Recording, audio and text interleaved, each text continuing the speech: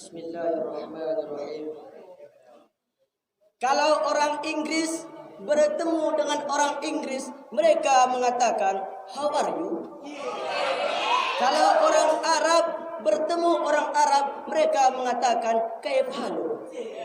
Kalau orang suku Salam bertemu dengan orang suku Salam, mereka mengatakan, "Kune kabahmu." Tapi kalau orang Islam bertemu dengan orang Islam, mereka mengatakan, "Assalamualaikum warahmatullahi wabarakatuh."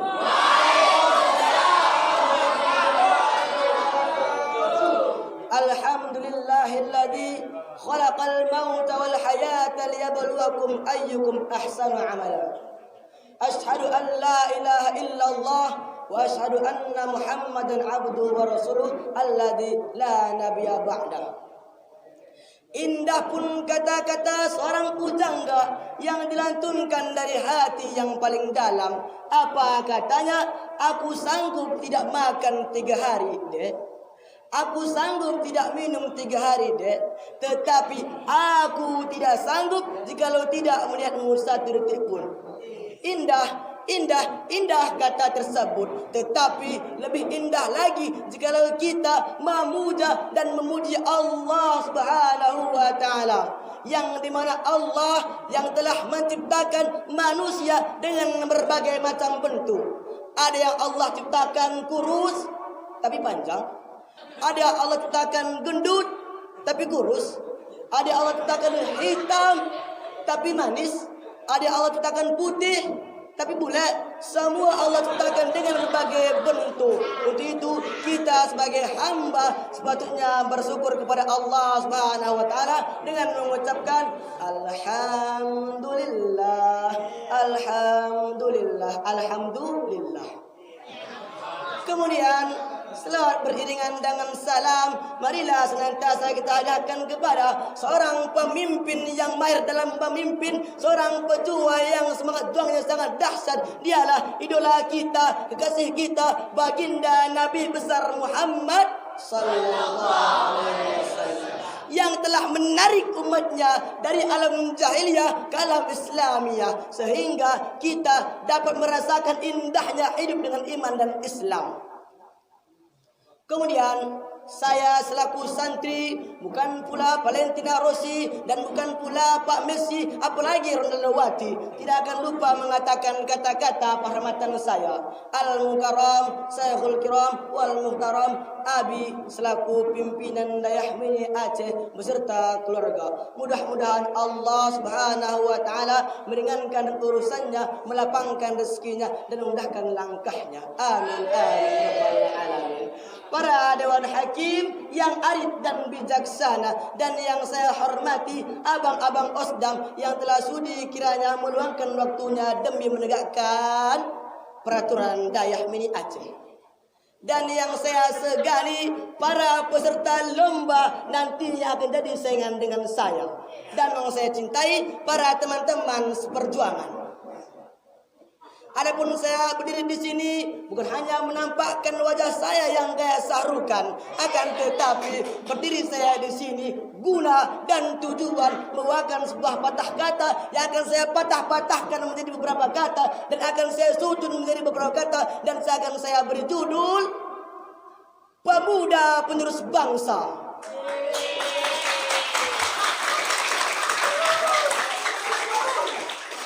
Pemuda adalah penerus bangsa, yang dimana masa muda, masa penuh dengan harapan, penuh dengan cita-cita, penuh dengan kehidupan romantika indah dengan fisik yang kuat, berjalan masih cepat, pemikiran masih cermat, pendengaran masih akurat, dan keluarga pun masih berkilat. Maka pantaslah, maka patutlah seorang pemuda yang menentukan maju atau runtuhnya suatu bangsa dan negara.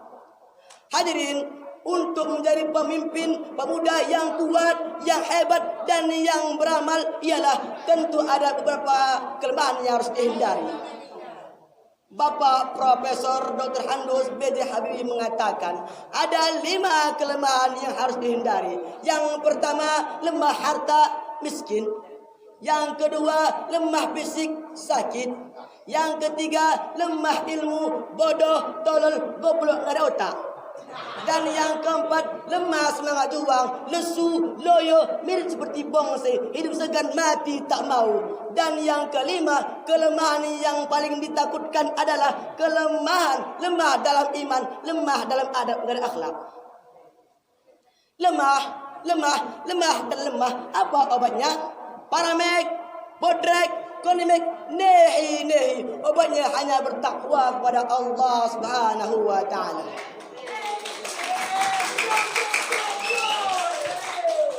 Hadirin yang dirahmati Allah Subhanahu wa ta'ala, jika kelemahan ini ada pada pemuda kita, maka yakinlah mereka bukanlah menjadi pelopor pembangunan bangsa, melainkan mereka menjadi virus bangsa, dan yang paling menakutkan, mereka menjadi penghancur bangsa ini. Hadirin, peran para pemuda dalam membangun dan memajukan bangsa ini sangatlah penting. Ingat, roda akan berputar, masa akan berjalan, dan kedudukan pun akan berganti. Nah, siapa penggantinya? Penggantinya adalah pemuda zaman sekarang. Kalau orang Inggris mengatakan, the young today is the leader tomorrow. Kalau orang Arab mengatakan, Rijalul Ghad, Rijal Yom. Dan kalau orang kampung saya mengatakan, anak pegana wagen, imo pemimpin lembah.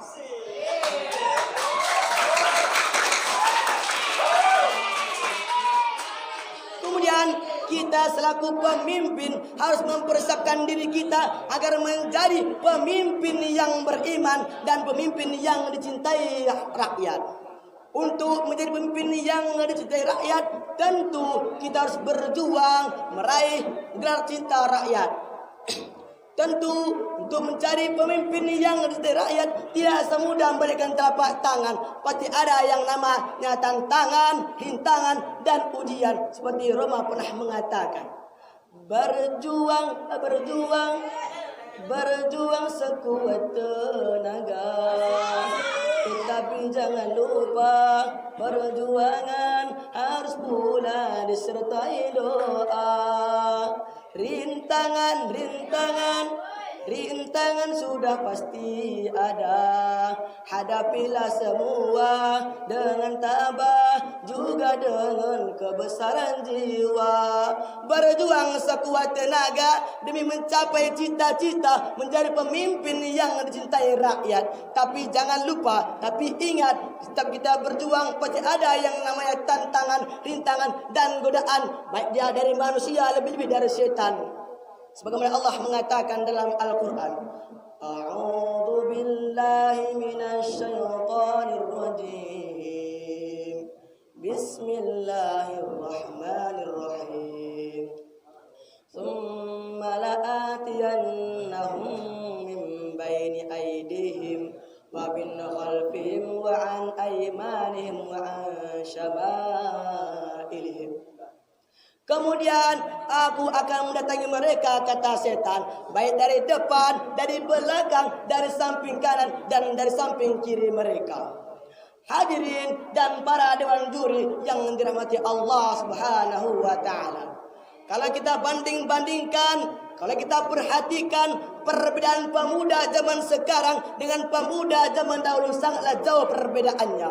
Pemuda dahulu memiliki semangat juang yang sangat dahsyat, ditambah lagi keberanian seperti singa yang mangsa-mangsanya. Pantas saja seorang idola Indonesia, Bapak Soekarno, mengatakan, berikan kepadaku 10 pemuda, akan kuobrak-abrikan dunia ini.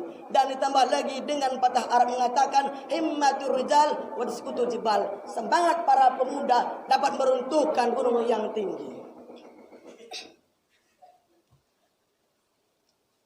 Hadirin wal hadirat rahimakumullah. Nah, sementara pemuda zaman sekarang, pemudi zaman sekarang, banyak yang sudah rusak, banyak yang sudah hancur, rusak pikiran, rusak pakaian, rusak segalanya. Kenapa? Karena mengikuti gaya-gaya zaman now katanya. Rambut dicat, sebelah hitam, sebelah putih. Pakaian asal-asal pakai, tidak tahu mana yang bagus, mana yang bagus. Yang penting anak pangkatannya. Dan begitu pula pemudi tak mau ketinggalan dengan pemuda. Baju ketat, super ketat, anting 2, merasa kurang, tambah lagi di telinga, tambah lagi di bibir, tambah lagi di hidung. Mungkin nanti semua wanita, semua badannya akan dituburi dengan anting. Nah, untuk itu kita sebagai pemuda yang dinanti-nanti rakyat, pemuda penerus bangsa yang diidolakan rakyat, harus mempersiapkan diri kita sebaik mungkin. Agar apa? Agar kita sukses dalam membangun bangsa, sukses dalam membangun bangsa ini. Mungkin hanya ini yang dapat saya sampaikan. Dari mana ada kata-kata saya yang salah, saya mohon maaf. Sebelum saya turun, sebuah pantun akan berlayar. Ku coba-coba berjalan membeli bubur, tidak sengaja ketemu Pak Wakil. Perkenalkan, nama saya Subur, calon pemimpin idola umat. Assalamualaikum warahmatullahi wabarakatuh.